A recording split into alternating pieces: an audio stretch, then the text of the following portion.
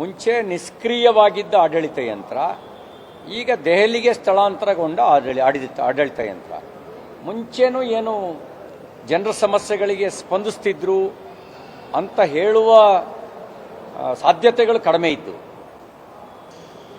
ಜನರ ಸಮಸ್ಯೆಗಳಿಗೆ ಸ್ಪಂದಿಸ್ತಾ ಇದ್ರೆ ಅಂಗನವಾಡಿ ಶಿಕ್ಷಕಿಯರು, ಆಶಾ ಕಾರ್ಯಕರ್ತರು, ಅತಿಥಿ ಉಪನ್ಯಾಸಕರು,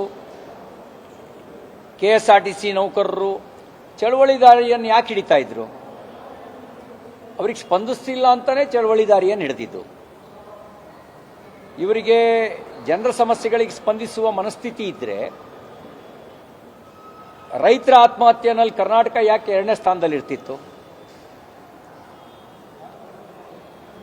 ಆಡಳಿತಕ್ಕೆ ಬರೋದಕ್ಕೆ ಮುಂಚೆ ಹೇಳಿದ್ದೇನು?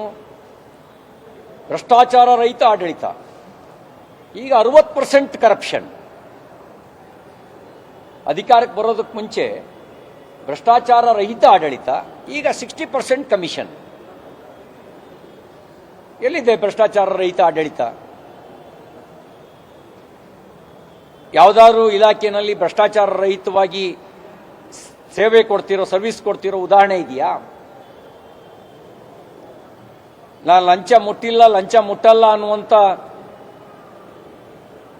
ಒಂದು ಹೆಗ್ಗಳಿಕೆ ಎದೆ ತಟ್ಕೊಂಡು ಹೇಳುವ ಸ್ಥಿತಿಯಲ್ಲಿ ಯಾರು ಸಚಿವರಿದ್ದಾರಾ? ಮುಖ್ಯಮಂತ್ರಿಗಳೇ ಇಲ್ಲ, ಇನ್ಯಾರಿರ್ತಾರೆ?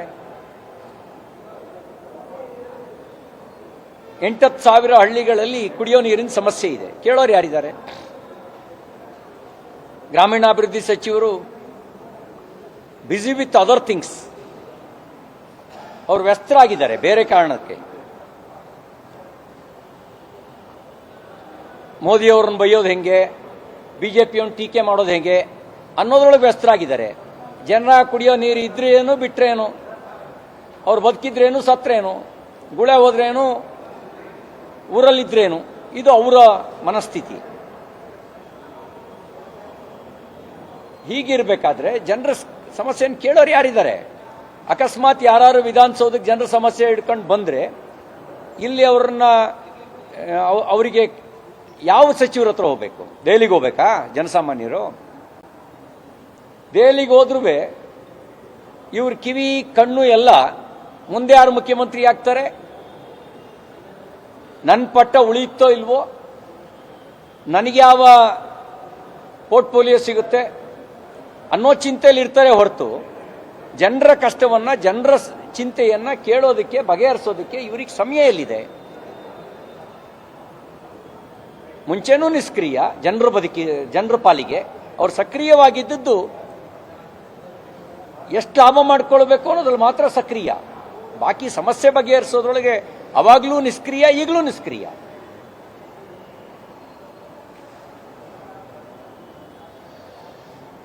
ನಾವು ಆಗ್ರಹಿಸ್ತೇವೆ, ಜನ ನಿಮಗೆ 2023ರಲ್ಲಿ 136 ಸ್ಥಾನವನ್ನು ಗೆಲ್ಲಿಸೋದ್ರ ಮೂಲಕ ನಿಮ್ಗೆ ಅಧಿಕಾರ ಕೊಟ್ಟರು.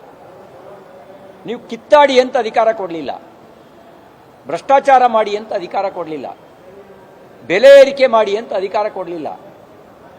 ನಿಮಗೆ ಕೊಟ್ಟ ಅಧಿಕಾರವನ್ನು ನೀವು ದುರ್ಬಳಕೆ ಮಾಡ್ಕೊಂಡಿದ್ದೀರಿ.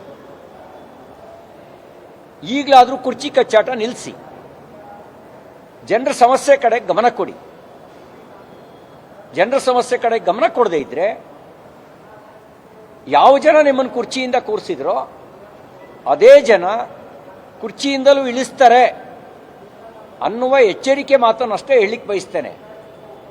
ಕಳೆದ 2 ವರ್ಷದಿಂದ ಧಾರಾವಾಹಿ ತರ ನಿಮ್ಮ ಕುರ್ಚಿ ಜಗಳ ನಡೀತಾ ಇದೆ. ಸಿದ್ದರಾಮಯ್ಯನವರು ಎಷ್ಟು ದಿನ ಮುಂದುವರಿತಾರೆ? ಇಲ್ಲ ಅವರೇ ಸಾಯೋವರೆಗೂ ಮುಖ್ಯಮಂತ್ರಿ ಅಂತ ಕೆಲವರು, ಇನ್ ಕೆಲವರು ಇಲ್ಲ DK ಶಿವಕುಮಾರ್ ಹಾಗೇ ಆಗ್ತಾರೆ ಅಂತ ಇನ್ ಕೆಲವರು, ಮತ್ ಕೆಲವರು DK ಶಿವಕುಮಾರ್ ಹಣೆಲೇ ಬರೆದಿಲ್ಲ ಮುಖ್ಯಮಂತ್ರಿ ಆಗೋ ಯೋಗ, ಸಿದ್ದರಾಮಯ್ಯನವರು ಇಳಿದ್ರು DK ಶಿವಕುಮಾರ್ ಮುಖ್ಯಮಂತ್ರಿ ಆಗಲ್ಲ, ಪರಮೇಶ್ವರ್ ಅವರಿಗೆ ಅವಕಾಶ ಇದೆ ಮತ್ತೊಬ್ಬರು. ಇದರ ನಡುವೆ ಸತೀಶ್ ಜಾರಕಿಹೊಳಿ ಅವರು ಯಾಕೆ ಮುಖ್ಯಮಂತ್ರಿ ಆಗಬಾರ್ದು ಅಂತ ಕೆಲವರು, ಎಲ್ಲರೂ ಸೇರಿ ನನ್ನ ಹೆಸರನ್ನು ಯಾಕೆ ಹೇಳ್ತಾ ಇಲ್ಲ ಅಂತ ಮಲ್ಲಿಕಾರ್ಜುನ್ ಖರ್ಗೆ ಅವರು. ಈ ಜಗಳದೊಳಗೆ ಸೊರಗ್ತಾ ಇರೋದು ಕರ್ನಾಟಕದ ಜನ. ಇಲ್ಲಿರುವ ಸಮಸ್ಯೆಗಳಿಗೆ ಪರಿಹಾರವೇ ಇಲ್ಲದಂತಾಗಿದೆ. ಪರಿಹಾರ ಕೊಡುವ ಇಚ್ಛಾಶಕ್ತಿ ಬಹುಮತ ಇದ್ರೂ ಕಾಂಗ್ರೆಸ್ನವ್ರು ತೋರಿಸ್ತಾ ಇಲ್ಲ. ಇದು ರಿಯಾಲಿಟಿ.